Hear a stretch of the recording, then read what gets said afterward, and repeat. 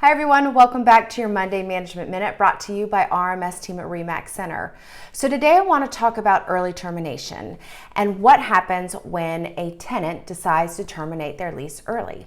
So the first thing to consider is when a tenant and a landlord enter into a lease. That is a contractual obligation. The landlord is saying to the tenant, I am going to provide a place for you to live for the next 12 months.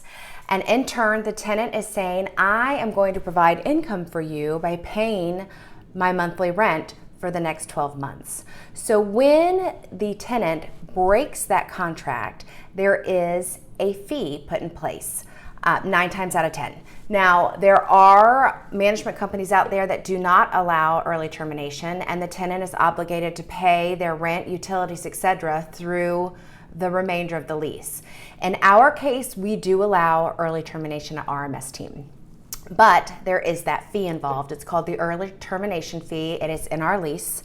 And how that works at an RMS team, I'm going to give an example to try and break it down, is let's say that the tenant's lease is not up until November, but they received an incredible opportunity down in Florida and they need to move to Florida as soon as possible. So let's say we need to get a 60-day notice. So hopefully we'll have gotten their notice by June 1st because they want to move as soon as possible. It's a 60-day notice. So that right there, they're not to vacate the property until July 30th, or they're responsible for the property until July 30th. So they're giving their 60-day notice. On top of that, we charge a early termination fee equal to 2 months rent. So at the time they give notice, they're going to need to pay that early termination fee. So for example, if they give let's say the property is $1,000 a month, just to make it easy. They're going to pay RMS team $2,000 at the time they give notice on June 1st.